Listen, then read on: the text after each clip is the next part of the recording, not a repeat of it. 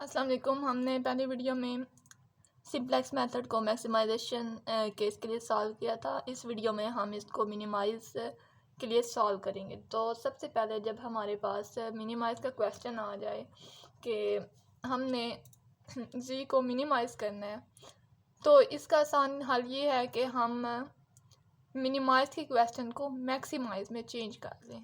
Change कैसे करेंगे? हम लिखेंगे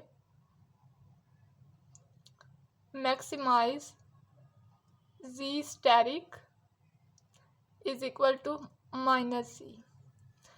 जब भी मिनिमाइज का क्वेश्चन आ जाए, इसको मैक्सिमाइज के क्वेश्चन में चेंज करना हो, तो हम इसकी जो ऑब्जेक्टिव वैल्यू यानी जी वाली वैल्यू है उसको माइनस जी लिखते हैं। यानी कि ये हमारे पास आ जाएगा। इसको अगर हम माइनस से मल्टीप्लाई करेंगे तो -x1 plus 3x2 minus 2x3।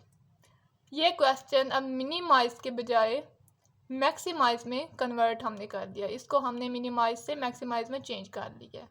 और हमें पता है कि जब हमारे पास मैक्सिमाइज का क्वेश्चन होगा तो हम उसको कैसे सॉल्व करेंगे, वो हमने पहले भी वीडियो में डिस्कस किया है। बाकी जो हमारे पास जो कंस्ट्रेंट हैं वो सारी क्या रहेंगी? सेम रहेंगी। अब इसको मज़ीद सॉल्व करते हैं। सबसे पहला स्टेप हमारे पास क्या होता है? Convert in LP model into standard form. तो हम लिखेंगे इन स्टैंडर्ड फॉर्म। जब हम इसको स्टैंडर्ड फॉर्म में चेंज करेंगे, आए देखते हैं हम कैसे चेंज करते हैं। z ये वाला मैक्सिमाइज का जो, अब हम जी स्टैटिक को लेके चल रहे हैं, जी को लेके नहीं चल रहे। जब जी का क्वेश्चन था तो वो मिनिमाइज का क्वेश्चन था। अब हमारे पास जी स्टैटिक हो गया, यानी ये मैक्सिमाइज का क्वेश्चन हो गया। तो इस चीज़ को हम इस साइड पे लेके आएंगे। Plus x1 minus 3x2 plus 2x3 is equal to 0। अब हम कंस्ट्रेंट में से ये लेस देन का साइन ख़त्म करेंगे अपने स्लैक वेरिएबल्स ऐड करवा के। 3x1 minus x2 plus 2x3। अब हम इधर क्या ऐड करवाएंगे? Plus x4। ये हमारे पास क्या है? Slack variables is equal to 7 minus 2x1 plus 4x2। x4 हमने ऐड करवा दिया ऊपर वाली कंस्ट्रेंट में। इधर हम क्या ऐड करवा देंगे? x5 ऐड करवा देंगे is equal to 12 minus 4x1 plus 3x2 plus 8x3। x5 हमने पहले ऐड करवाया, अब हम क्या ऐड करवाएंगे? x6। सारे जो हमारे पास स्लैक वेरिएबल होते हैं उनको हमने डिफरेंट नाम देना होता है। Is equal to 10 x1 x2 x3, उसके साथ साथ x4 x5 x6, ये हमारे पास ग्रेटर आर इक्वल टू 0 रहेंगे। इसके बाद हमारे पास नेक्स्ट स्टेप क्या होता है? हमने फार्मूला जो पढ़ा था m माइनस n, हमारे पास क्या होता है? Number of variables. n हमारे पास क्या होती है? Number of constraint. Number of variables कितने हैं हमारे पास? 6 हैं। और नंबर ऑफ़ कंस्ट्रेंट कितनी है? 1 2 3 3 हैं इज इक्वल टू 3। यानी कि हम जो हमारे पास नॉन बेसिक वेरिएबल्स इसमें से कौन कौन सी हैं? x1 x2 x3 हैं। बेसिक वेरिएबल्स कौन से होते हैं? मैं दोबारा रिपीट कर देती हूँ। जो हम स्लैक वेरिएबल्स ऐड करवाते हैं वो हमारे पास क्या होते हैं? Basic variables. ठीक है, तो हम नॉन बेसिक को जब ज़ीरो रखेंगे, यानी x1 x2 x3 को जब हम इधर ज़ीरो रखेंगे तो हमारे पास क्या आएगा? x4 is equal to 7। यहाँ पे हमारे पास क्या आएगा? x5 is equal to 12। और यहाँ पे हमारे पास क्या आएगा? x6 is equal to 10। ये हमारे पास होता है बेसिक फिजिबल सोल्यूशन होता है। अब हम ये जो हमने इसको स्टैंडर्ड फॉर्म में कन्वर्ट किया, इसकी वजह से अब हम अपना टेबल बनाएंगे। अब हमने अपना टेबल बना लिया है। बेसिक के नीचे हमने z स्टैटिक और बेसिक वेरिएबल्स लिख लिए। वो हमारे पास क्या थे? x4 x5 x6। अब हम इसकी मदद से वैल्यूज़ पुट करते हैं। सबसे पहले जी स्टैटिक्स में से हम वैल्यू पुट करेंगे 1 माइनस 3x2 का कॉफिशेंट क्या है? -3। x3 का कॉफिशेंट क्या है? 2 है। x4 भी नहीं है जी स्टैटिक में, x5 भी नहीं है, x6 भी नहीं है। और सोल्यूशन कॉलम यानी राइट हैंड साइड हो या सोल्यूशन, इसका यही मतलब है, एक सेम ही मतलब है इसका। ये भी हमारे पास क्या है? 0 है। उसके बाद हमारे पास क्या है? x4 यानी इस वाली कंस्ट्रेंट में है। इस कंस्ट्रेंट की मदद से हम वैल्यूज पुट करेंगे। 3, x2 का कॉफिशेंट क्या है? -1, x3 का कॉफिशेंट क्या है? 2, x4 का कॉफिशेंट क्या है? 1, x5 इसमें मौजूद नहीं है, x6 भी नहीं है। और जो राइट हैंड साइड है या सोल्यूशन है वो हमारे पास क्या है? 7। उसके बाद अगर हम मज़ीद देखेंगे x5 के लिए, x5 हमारे पास कौन सी कंस्ट्रेंट में है, सेकंड कंस्ट्रेंट में है। उसकी मदद से हम वैल्यूज़ पुट करेंगे। x1 का कोफिशिएंट क्या है -2, x2 का कोफिशिएंट क्या है 4, x3 का कोफिशिएंट x3 इधर नहीं है, उसका कोफिशिएंट हमारे पास क्या होगा, सारी बात है 0 होगा। x4 भी नहीं है, वो भी हमारे पास 0 होगा। x5 है इसमें, x5 का कोफिशिएंट क्या हो गया 1 होगा। x6 हमारे पास क्या होगा 0 होगा। और राइट हैंड साइड हमारे पास क्या होगी 12।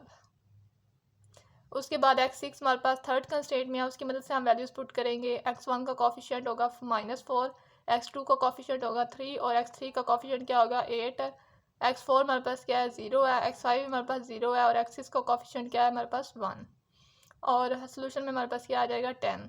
अब मैक्सिमाइज के जो क्वेश्चन है उनमें हम सबसे पहले क्या देखते थे, उनमें हम देखते थे कि हमारे पास जो जी वाली रो है उसमें मोस्ट नेगेटिव वैल्यू कौन सी है। तो हमारे पास मोस्ट नेगेटिव वैल्यू कौन सी है x2, यानी कि x2 हमारे पास क्या हो गया एंटरिंग वेरिएबल।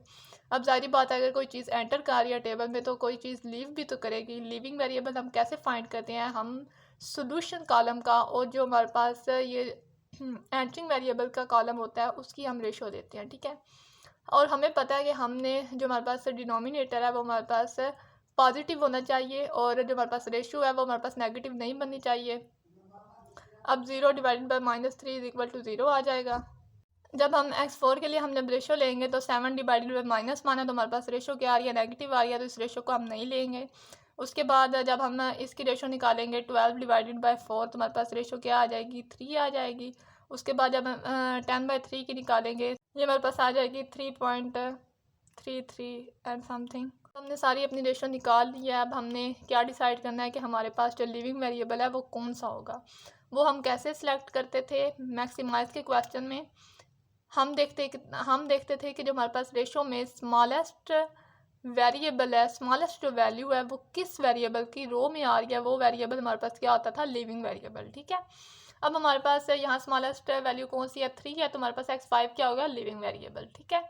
अब यहाँ पे क्वेश्चन ये भी राइज हो सकता है कि हमारे पास जो स्मॉलेस्ट वैल्यू है वो तो 0 है, लेकिन आपने देखना है कि वो जी स्टेरिक की रो में आ रहा है, ठीक है। और जी स्टेरिक हमारे पास ऑब्जेक्टिव फंक्शन है, उसको हमने चेंज नहीं करना, हम सिर्फ ये वेरिएबल्स के साथ डील कर रहे हैं, ठीक है। तो x5 हमारे पास क्या होगा लिविंग वेरिएबल। तो हम लिख लेते हैं x2 is entering variable and x5 हमारे पास क्या है इज लिविंग वेरिएबल, ठीक है, लिविंग वेरिएबल। नेक्स्ट टेबल बना लिया, यहाँ पे हमने x5 की जगह x2 को रिप्लेस कर लिया क्योंकि अब हमारे पास x2 एंटर हुआ है और x5 लीव कर गया, ठीक है। अब हम इस टेबल को फिल कैसे करेंगे, ठीक है। हमें पता है कि हमने अब पिवट एलिमेंट फाइंड करना है। पिवट एलिमेंट कौन सा होता है कि जो हमारे पास एंटरिंग वेरिएबल है और लिविंग वेरिएबल है उसका इंटरसेक्शन पॉइंट कौन सा है, यानी वो कौन से पॉइंट पे क्रॉस कर रहा है। तो वो हमारे पास सारी बात है 4 है। अब हम 4 को 1 बनाएंगे और उसके ऊपर नीचे 0 बना के गॉस जॉर्डन मेथड से हम इसको सॉल्व करेंगे, ठीक है।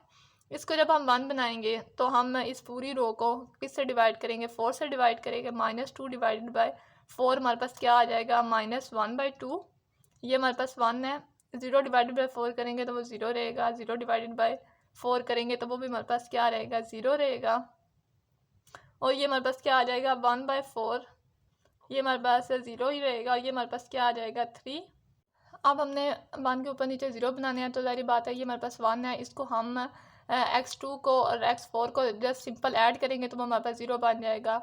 और हम x2 को 3 से मल्टीप्लाई करके x6 से माइनस करेंगे तो वो हमारे पास 0 बन जाएगा। और यहाँ पे अब हम देखेंगे कि x2 को 3 के साथ मल्टीप्लाई करके जस्ट जी में ऐड करेंगे तो हमारे पास क्या बन जाएगा 0 बन जाएगा। मैंने 1 के ऊपर नीचे 0 बना के लिख लिया। वीडियो में इतना टाइम नहीं होता कि मैं एक एक स्टेप को आपके सामने इधर करके दिखाऊं, लेकिन मैंने आपको बता दिया कि किस किस तरीके से हमने इसके ऊपर नीचे 0 बनाने हैं।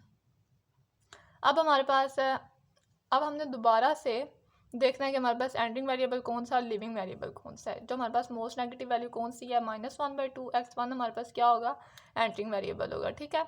इसको हम की कॉलम भी कहते हैं, एंडिंग वेरिएबल भी और की कॉलम भी, यानी जिसकी मदद से आगे हम क्वेश्चन सॉल्व कर रहे हैं।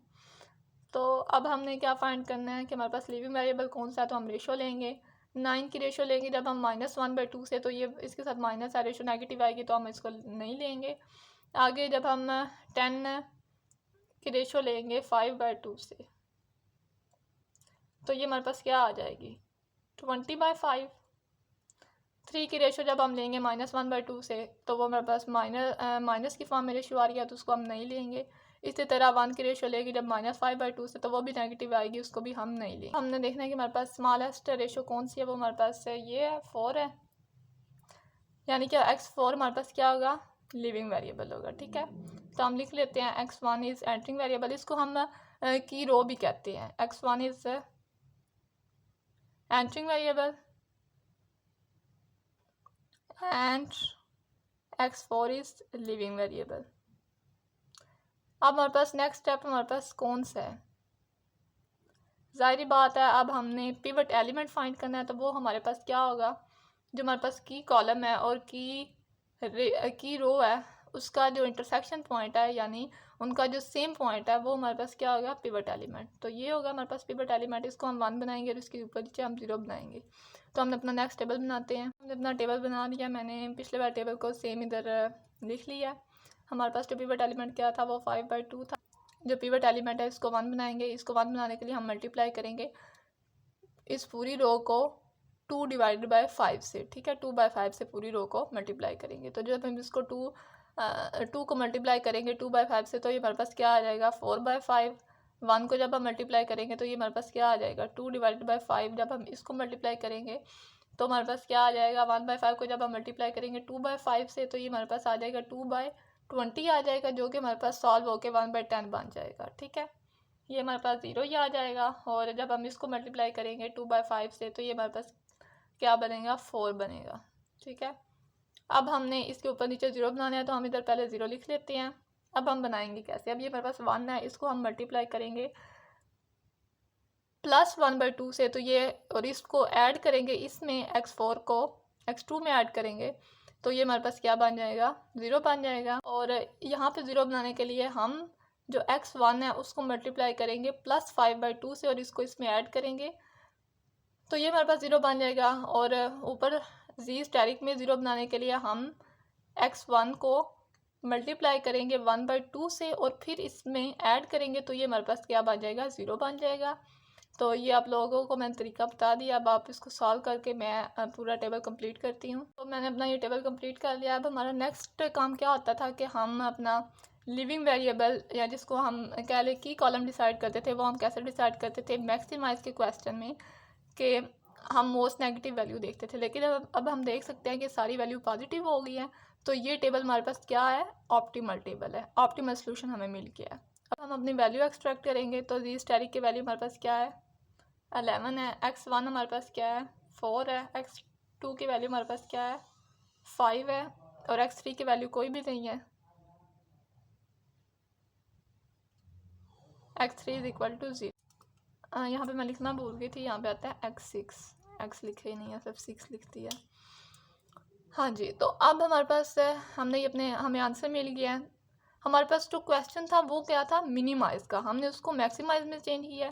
तो हमारे पास जी स्टेरिक किसके इक्वल था, G steric is equal to -z था ना, जो हमारे पास ये हमारे पास क्या है मिनिमाइज का है। तो मिनिमाइज ऑफ जी हमारे पास किसके इक्वल आएगा -z स्टेरिक के। तो हमारे पास मिनिमाइजेशन का जी -11 के इक्वल आएगा। तो हमारे पास क्वेश्चन का आंसर क्या होगा -11। एंड ऑफ डिस्कशन यही है कि अगर हमारे पास मिनिमाइज़ का क्वेश्चन आ जाए तो सबसे पहले हमने उसको मैक्सिमाइज़ में चेंज करके आंसर निकालना है। और जब हम मैक्सिमाइज़ की वैल्यूज़ निकाल के जो हमारे पास जी स्टेरिक आएगा उसको हमने माइनस में लिख लेना है, क्योंकि जब हमने क्वेश्चन में लेट किया था maximisation of G steric is equal to -z है। ठीक है, तो जब हम जी का आंसर देंगे, ये दरअसल क्या है ये मिनिमाइज़ का जी है, तो जब हम आंसर देंगे तो वो हमारे पास इसके माइनस के इक्वल होगा। इस वजह से हमने जो हमारे पास जी स्टेरिक 11 निकला है उसको हमने जी इज इक्वल टू -11 लिखा है।